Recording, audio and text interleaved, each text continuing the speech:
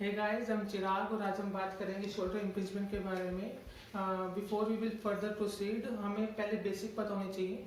तो उसके रिगार्डिंग एक थ्योरी आई थी, an electromyogram evidence shows that clinical sign जिनका पेशेंट को शोल्डर इम्पीचमेंट होता है तो उनमें देयर आर इंटैक्ट नहीं होते दोनों मसल ग्रुप, मतलब superior muscle group and inferior muscle group are not intact. अगर नॉट इंटैक्ट है तो अनअपोजिंग फोर्स लगेगा। अनअपोजिंग मतलब एक का ज्यादा और एक का कम। तो when I abducting my arm or flexing my arm at 30 to 60 degree, supraspinatus activity compressive force and sharing force की वजह से इंक्रीज हो जाती है। ठीक है, कंप्रेसिव एंड शेयरिंग फोर्स अगर इंक्रीज हो रहा है सुप्रास्पाइनेटस में, तो उस टाइम पर क्या होगा, note similar forces which are acting on superior muscle group and inferior muscle group. ठीक है, तो सुपीरियर ट्रांसलेशन इंक्रीज हो जाता है when I abducting my arm from 30 to 60 degree, and it will lead increase in shearing and compressing force at supraspinatus tendon। ठीक है, तो अब हम बात करेंगे शोल्डर इम्पीचमेंट सिंड्रोम के टाइप्स की।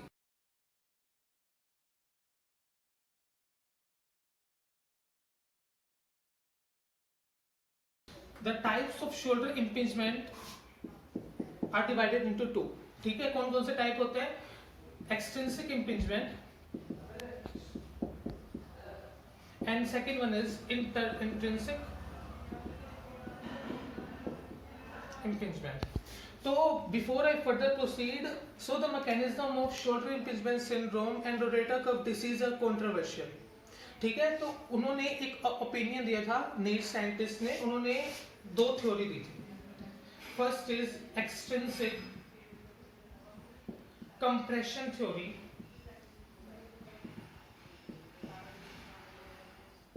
and second one is intrinsic suppression or degeneration theory।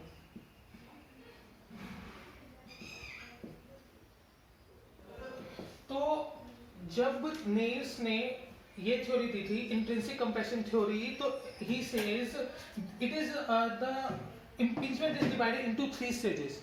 ठीक है, 3 स्टेजेस कौन कौन सी थी वो? Stage 1, stage 2 and the last one is stage 3। तो when I talk about stage 1, उन्होंने बहुत सारे फैक्टर्स इंक्लूड किए थे कि जो कि स्टेज 1 इम्पीचमेंट में होते हैं। ठीक है, तो वो कौन कौन से फैक्टर्स थे? It is the acute bursitis plus subacromial oedema. ठीक है, साइड में हम एक डायग्राम भी बना लेते हैं कि ताकि हम ज्यादा अच्छे से समझ पाए। ठीक है, जब हम बात करते हैं बर्साइटिस की, तो मैं इसको शो करूंगा। It is the subscapular bursa, ठीक है, और सबडेल्टोइड बर्सा। तो इस टाइम पर इन्फ्लामेशन हो रहा है यहाँ पर।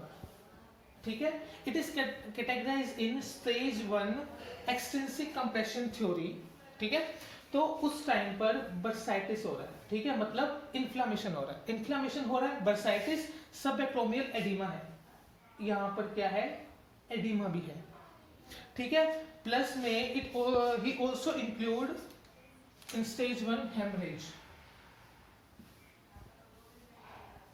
ठीक है, एंड उन्होंने एक पर्टिकुलर बात बोली कि ये सब फीचर जो स्टेज 1 में है, इट इज पर्टिकुलरली कैटेगराइज्ड और particularly involve to less than 30 year old young male और मतलब यंग पर्सन।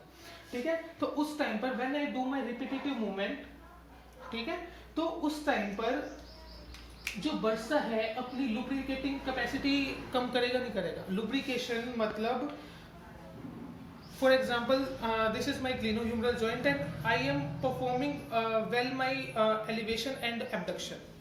तो अगर बर्सा ने अपनी लुब्रिकेटिंग कैपेसिटी कम कर दी है, तो उस टाइम पर जो टेंडन्स होंगे वो डीजनरेशन में जाएंगे। डीजनरेशन में क्यों जाएंगे? क्योंकि बर्सा जो काम कर रहा था लुब्रिकेशन का, वो कम हो गया। लुब्रिकेशन कम हो गया तो उस टाइम पर जो इंटैक्ट फोर्सेज है वो भिड़ने लगे। अगर भिड़ रहे हैं तो उस टाइम पे डीजनरेशन होगा। ठीक है, तो इसलिए तो जो बर्सा होगा वो अपनी लुब्रिकेटिंग कैपेसिटी डिक्रीज हो जाएगी। अगर लुब्रिकेटिंग कैपेसिटी डिक्रीज हो जाएगी तो टेंडन में इंटैक्ट फोर्सेस बढ़ेंगे। अगर कंप्रेशन फोर्स इंक्रीज हो रहा है तो it will particularly lead to tendinosis. ठीक है, इतना समझ आ गया हमें। अब when I go to stage 2, ठीक है, stage 2 is particularly categorised by the scabbing of anterior and middle supraspinatus fibres, muscle fibres. ठीक है, इससे क्या होगा, मैंने आपको पहले भी बताया था कि इसमें सुप्रास्पाइनेटस टेंडन लेंथ जो होती है थिकनेस इंक्रीज हो जाती है। अगर थिकनेस इंक्रीज होगी तो there will be more chances of tendinosis. ठीक है, अगर for example this is my tendon, this is supraspinatus tendon.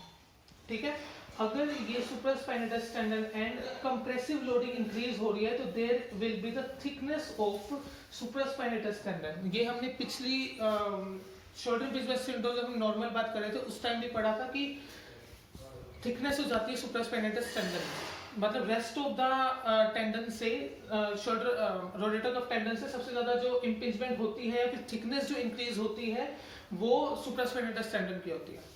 ठीक है, तो अगर थिकनेस इंक्रीज हो रही है तो पार्शियल थिकनेस टियर होने के चांसेस है या नहीं है, है ना, तो पार्शियल थिकनेस टियर इंक्रीज हो जाएगा।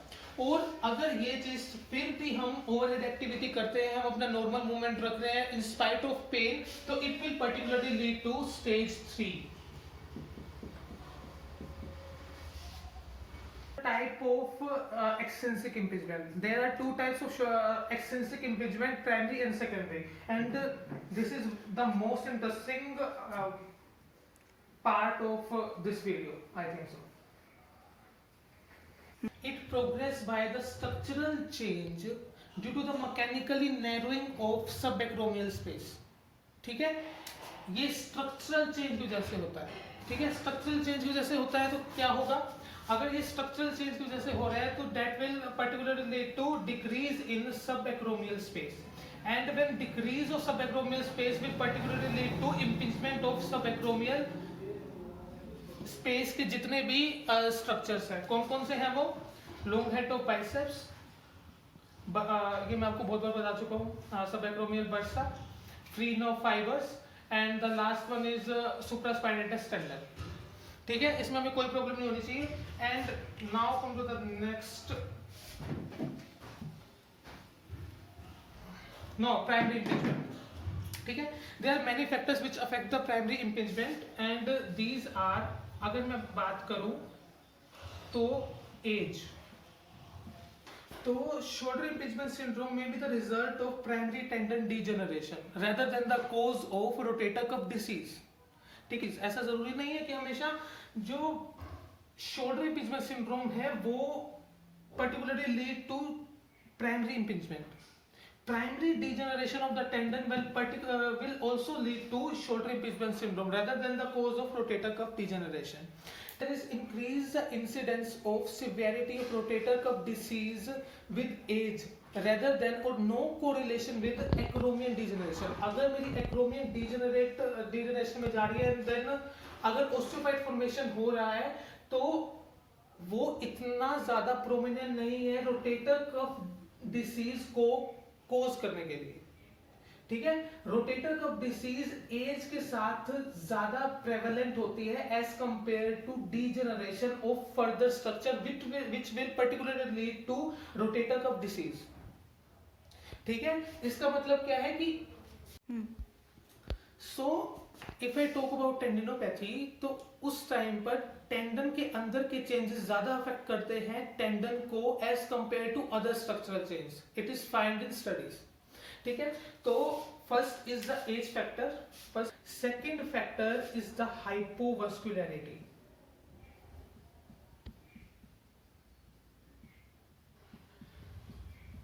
हाइपोवास्कुलैरिटी is again the most important thing you should no.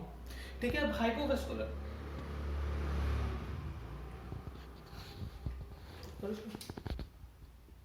तो hypovascularity play also an important role when we talk about intrinsic factor of shoulder impingement which will affect particularly lead to shoulder impingement syndrome. ठीक है। तो when I talk about hypovascularity, it means hypo मतलब decrease and vascularity मतलब decrease in vascular supply. ठीक है, अगर vascular supply decrease हो रही है तो study showed that devascularisation will particularly lead to increase in degeneration of tendon. ठीक है, अब ये कैसे, अगर फॉर एग्जांपल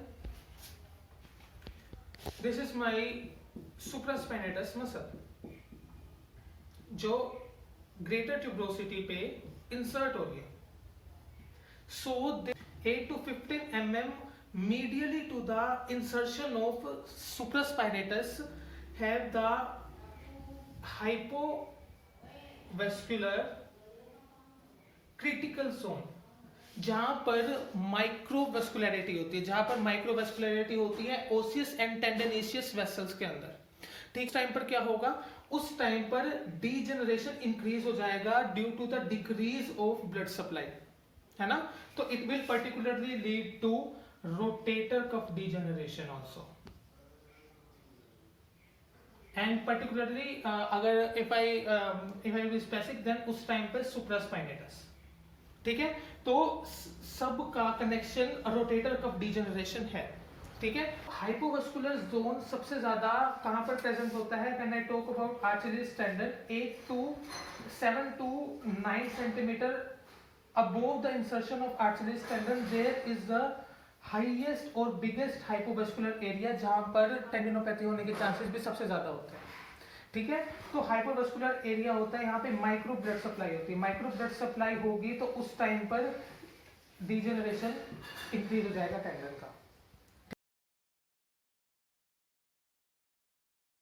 ये हो गई बात एज की, एंड सेकेंड हमने बात कर ली हाइपोवेस्कुलरिटी की, and third cause will be overhead activity.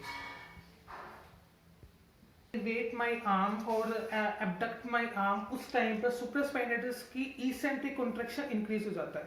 Eccentric contraction increase हो जाता है तो आपको मैंने पहले क्या बताया था कि supraspinatus during 30 to 60 degree of abduction क्या हो जाता है, उस टाइम पे एंटीरियर एंड मिडल फाइबर्स जो होते हैं उनका compressive and sharing force increase हो जाता है। अगर compressive and sharing force increase होगा उस टाइम पर ओवरहेड एक्टिविटी हो रही है। ठीक है, तो it will lead to further tendinopathy, it will lead to further degeneration, it will lead to increase in pain also. तो ओवरहेड एक्टिविटी भी इसको अफेक्ट कर रही है। एंड अगर एक और मैं लेना चाहूं तो वो होगा और एक्टिविटी है माइक्रोट्रोमा। ये मैंने हर एक फैक्टर अच्छे से बताया आपको।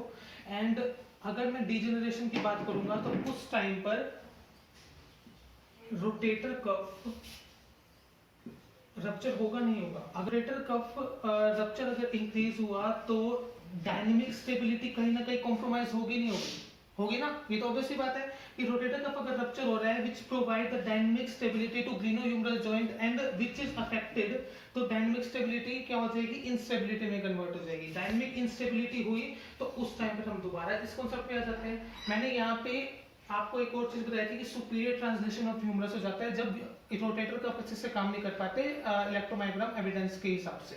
तो उस टाइम पर अगर डायनेमिक इंस्टेबिलिटी है तो it will particularly lead to elevation of humeral head। elevation of humeral head है तो अब देखो structural change due to the mechanical decrease in subacromial space, मैंने किसमें कहा था, प्राइमरी इम्पिंजमेंट में। तो यही तो चीज हो रही है, मैकेनिकल चेंज की वजह से मेरा एलिवेट हो रहा है ह्यूमरस, एंड अगर एलिवेट हो रहा है ह्यूमरस तो there will be decrease in subacromial space, और वही तो हो रहा था, स्ट्रक्चरल चेंज आ रहा है, स्ट्रक्चरल चेंज आ रहा है due to the mechanical effect. ठीक है, तो इस टाइम पे क्या हो जाएगा, प्राइमरी इंपिंजमेंट कोज करेगा ये। ठीक है, प्राइमरी इंपिंजमेंट कोज करने के लिए फर्दर फैक्टर्स इसको अफेक्ट करते हैं। अब वो कौन कौन से फैक्टर होते हैं, अब ये कोर है इस चीज का, ये पूरी वीडियो का कोर यहाँ पर आएगा प्राइमरी इंपिंजमेंट में। ठीक है, तो outlet impingement and non outlet impingement. ठीक है, when I talk about outlet impingement, it is the bony narrowing हो रही है at the cranial side, at the cranial side. अब क्रेनियल साइड मतलब अबोव साइड। तो उस टाइम पर जब हमने बात की थी ये acromion and this is my humerus. ठीक है, तो उस टाइम पर अगर क्रेनियल साइड में, किसी क्रेनियल साइड में कोई दिक्कत हो रही है, कुछ भी हो रहा है, तो उस टाइम पे हम इसको आउटलेट इम्पिंजमेंट में काउंट करेंगे। फॉर एग्जांपल एक्रोमियन का शेप,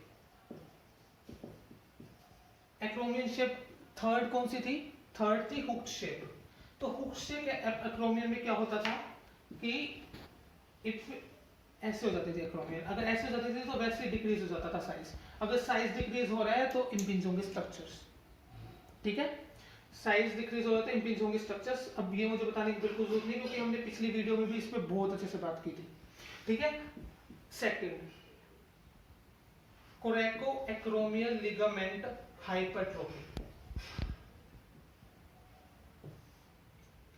इसको समझने के लिए आपको थोड़ा और वर्क करना पड़ेगा। So there is a study by Zendas et al. जिन्होंने ये बताया था कि during my shoulder impingement there are some muscle weak and there are some muscle tight. ये हमने पिछली वीडियो में बात किया था। तो if I talk about the weak muscle, these are serratus anterior, middle trap, lower trap। अभी हम इसके बारे में बात करेंगे क्योंकि मेन चीज यही है, रोमोइड्स भी ले लो। ठीक है, and if I talk about the tight muscle तो अपर ट्रैप एंड पी पेक्टोरल्स दोनों। ठीक है, अब ये चीज समझना सबसे ज्यादा इंपॉर्टेंट है। अगर ये चीज आ गई तो मेरे हिसाब से कि जो हमने पिछली वीडियो में पढ़ा था शोल्डर इम्पिंजमेंट सिंड्रोम की एंड दिस वीडियो में पढ़ा था वो पूरा कंज्यूम हो जाएगा। ठीक है, क्योंकि it will cover the vast topic. ठीक है, तो क्या क्या चीज बतानी है मुझे इसमें आपको। अब for example this is my scapula. ठीक है, तो उस टाइम पर सीरेटस एंटीरियर ये रही, अपर ट्रैप नहीं, ये रही low trap. This is my serratus anterior and this is upper trap, है ना। Lower trap and serratus anterior are weak and upper trap is tight. So for example this is my scapula and three muscle are holding it like that. अगर दो muscle काम नहीं कर रही and upper muscle की ज्यादा activity हो रही है तो इट विल लीड टू मोर। ठीक है, अगर ज्यादा अपवर्ड रोटेशन हो रहा है तो उस टाइप पर एक्रोमियन मीडियल जा रही है, मीडियली एंड अपवर्ड ऑल्सो। अगर एक्रोमियन मीडियली एंड अपवर्ड जा रही है तो उस टाइम पर कोराकोइड प्रोसेस भी तो जाएगी, बिकॉज कोराकोइड प्रोसेस भी तो यहीं पे है, यहाँ पर। ठीक है, उस टाइम पे आपको अच्छे से समझ आता है। जब पिछली वीडियो में आप देख सकते हो, मैंने उसमें बहुत अच्छे से बताया। एक्रोमियन मीडियली जाएगी एंड अपवर्ड जाएगी। ठीक है, अगर एक्रोमियन मीडियल एंड अपवर्ड जा रही है तो कोराकोइड प्रोसेस जाएगी नहीं जाएगी? तो कोराकोइड प्रोसेस अगर मीडियली एंड अपवर्ड जाएगी, मैंने आपको पिछले वीडियो में भी बताया था। This is my suppose this is my clavicle and this is coracoid process. There are two ligament of coracoclavicular ligament which are restricting this motion of upward rotation and medial translation, and trapezoid ligament is वो करता है। trapezoid ligament जो है वो इस दोनों चीजों को रिस्ट्रिक्ट करता है जो कि इस कंडीशन में हो रही है। ठीक है, अगर अपवर्ड रोटेशन हो रहा है एंड मीडियल ट्रांसलेशन हो रहा है तो कोरेकोएक्रोमियल लिगामेंट विल लेंथ हो जाएगा, क्योंकि मैं चाहता नहीं कि वो जाए ऊपर, बट फिर भी ड्यू टू दिस कंडीशन वो इंक्रीज हो रहा है। अगर वो इंक्रीज हो रहा है, मीडियल ट्रांसलेशन इंक्रीज हो रहा है तो उसको ज्यादा वर्क करना पड़ रहा है, ज्यादा वर्क करना पड़ रहा है तो वो लेंथन हो गया, ठीक है, लेंथन हो गया। उस टाइम पर जितने कोलेजन टाइप 1 थे, टाइप 2 थे, will particularly lead to type 1 collagen fibres. और टाइप 1 कोलेजन फाइबर्स उसको टेंसाइल फोर्स प्रोवाइड करेंगे and particularly it will lead to hypertrophy of coracoclavicular ligament.